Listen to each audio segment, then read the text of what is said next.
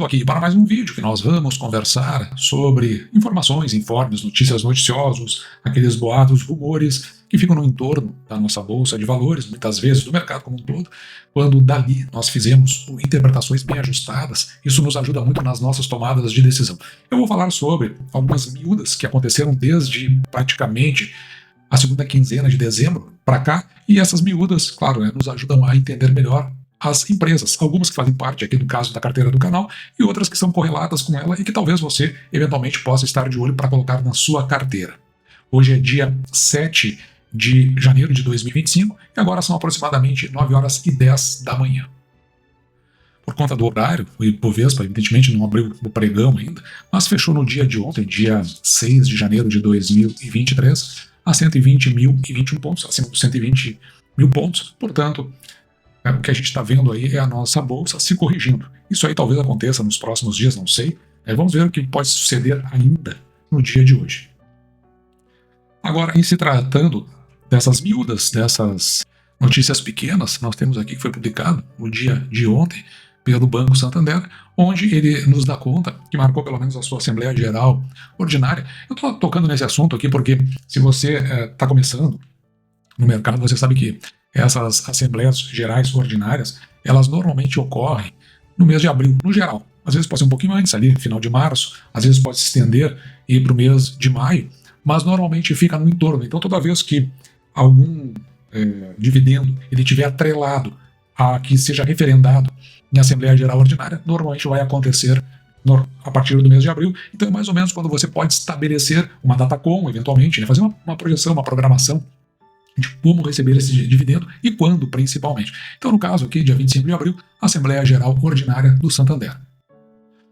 Outra miúda na mesma linha saiu também aqui no dia 6 de janeiro de 2025 para a Companhia de Saneamento do Paraná, a Sanepar, e ela também está anunciando aqui a sua Assembleia Geral Ordinária, que está prevista para o dia 28 de abril de 2025. É interessante aqui, que dentro da divulgação do calendário de evento deles, eles já tinham essa projeção, agora estão informando isso, mas tem uma informação subsidiária aqui que é relevante. Informamos que os acionistas da companhia podem solicitar a inclusão de candidatos ao Conselho Fiscal ou propostas de deliberação no boletim de voto à distância. Então você pode sujeitar alguma coisa e mais, eventualmente, entrar para a linha de concorrência para o Conselho Fiscal. Um negócio bem aberto, isso aí vai acontecer, essa votação, por conta da Assembleia Geral Ordinária. Claro, não é fácil ingressar nesses conselhos. É necessário que você tenha a votação, lembrando que essa companhia, por pertencer ao governo do estado do Paraná, que é quem detém o maior número de ações e, consequentemente, uma maior capacidade de votos. Tem o free float, e aí, no caso, se você quisesse concorrer, teria que convencer muitos acionistas a votar em você. Naturalmente, que gera um cunho, como a gente sabe, político no entorno dessa estrutura, da forma como ela é montada, mas se você está no mercado, você é iniciante, você eventualmente pode estar no nível intermediário, indo para um avançado, são coisas que você precisa saber, porque isso faz parte do dia a dia do mercado. Essa composição, no Brasil, funciona desse jeito. Aqui no Banco do Estado do Rio Grande do Sul, um comunicado ao mercado, que foi publicado no dia 3 de janeiro, eu achei ele relevante no seguinte aspecto. Ele linka com um comunicado ao mercado no dia 9 de maio de 2024 e vem a público aqui para informar que concluiu perante a autoridade reguladora,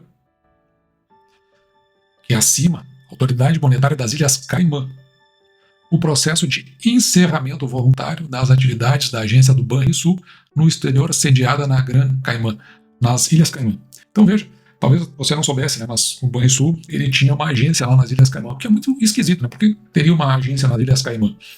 E também porque estaria encerrando. Eu desconfio que é por conta da forma como aumentou as atividades e também a extensão dos trabalhos feitos pelo COAF. O COAF, que ele monitora esses trâmites financeiros. Então, se antes não se tinha muito olhar para isso, claro, não estou dizendo que acontecia, só estou mencionando.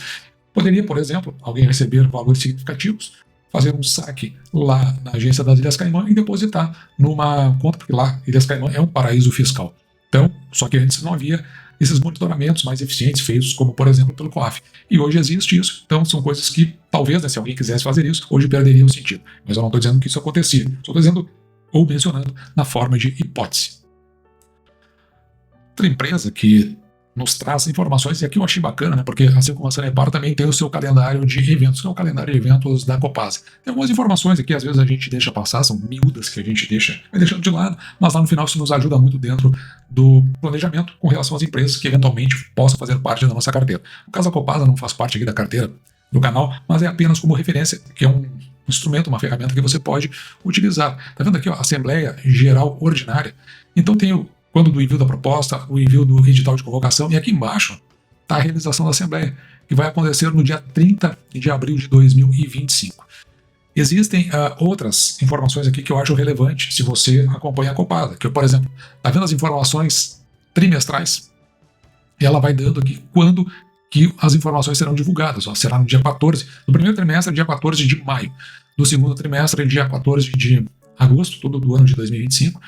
E no terceiro trimestre, no dia 14 de novembro de 2025. E é curioso, porque além de informar isso, eles dizem aqui ó, quando que vai ocorrer a apresentação desses resultados. Então veja aqui, o primeiro trimestre ocorre no dia 20 de maio. Então você já pode ter a data, não precisa esperar que aconteça. Claro, pode haver modificação nesse calendário, mas como eles estão divulgando antecipadamente, evidentemente se houver alteração, haverá documento relevante dando conta dessa alteração. Então, a apresentação do resultado do segundo trimestre no dia 20 de agosto e do terceiro trimestre no dia 19 de novembro. Interessante, mais uma vez, você pode ver, ó, Assembleia Geral Ordinária também no mês de abril, no dia 30 de abril. Também, bastante interessante, se você quer se tornar acionista da Copasa ou né, você já é acionista da Copasa, note que ela também divulga aqui o seu cronograma de investimento, seu programa de investimento, na verdade, e o que se espera acontecer ano a ano em termos de valores. Então você pode notar aqui ó, que no ano de 2025 a companhia vai investir ali 2,5 bilhões. Então você já sabe né, aquilo que será destinado. Portanto, no princípio, não se tem surpresas quanto a isso.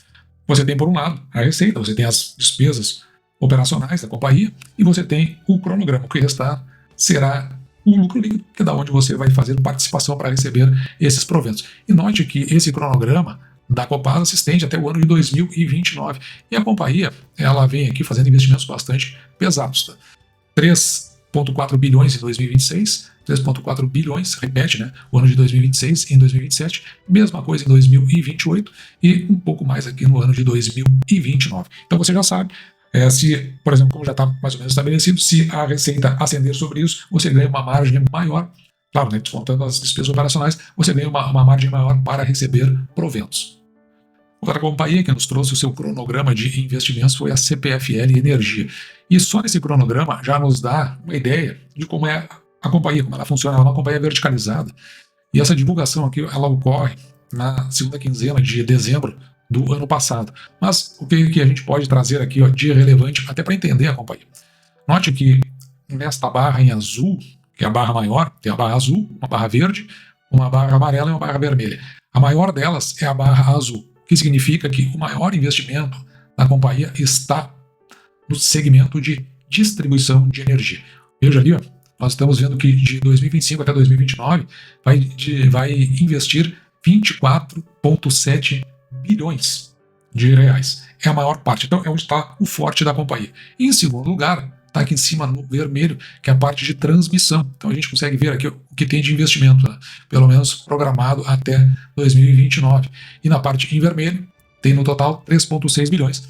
E aqui a gente consegue enxergar que é quase 8 vezes menos do que investe em distribuição. Depois tem aqui em amarelo, que é na parte de comercialização e serviços. E por que tem algo de comercialização? Porque também tem aqui ó, em verde, geração. E aqui nessa parte de geração você pode ver, o investimento é bem pouquinho aqui. Então tem pouca geração, mas ela tem essa linha verticalizada aí. Um pouco mais de 1 bilhão de investimentos de 2025 até 2029. Em outras palavras, é quase uma companhia de distribuição, né? E tem alguma coisa significativa de transmissão, um pouquinho de geração e também faz comercialização justamente porque tem essa geração. Então você já sabe o que vai acontecer. Essa é uma companhia que é uma boa pagadora de proventos. E você observa aqui, ó, que os investimentos eles vão numa linha decrescente, né? Significa que isso muito provavelmente vai possibilitar uma margem ao longo dos próximos 5 anos, de maneira que você possa ter uma interpretação aí, que talvez, a não ser que ocorra por questão de leilões, e até vou comentar um pouco sobre leilões que estão para vir aí pela frente na parte de geração, mas isso eu vou deixar para um outro vídeo. Mas eu acho interessante que, em princípio, não havendo aquisição de novas concessões, a companhia ela tem uma margem maior para pagamento de proventos nos próximos, pelo menos, 4 anos.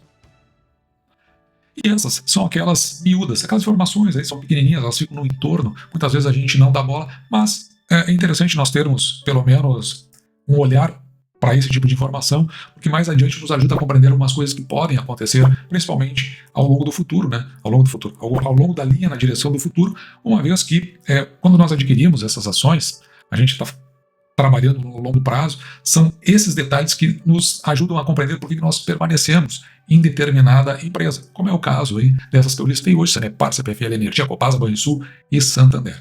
E dito isso, eu vou ficando por aqui. Espero que você tenha gostado. Me despeço de você, desejando que você fique com Deus e deixando, como sempre, o meu grande abraço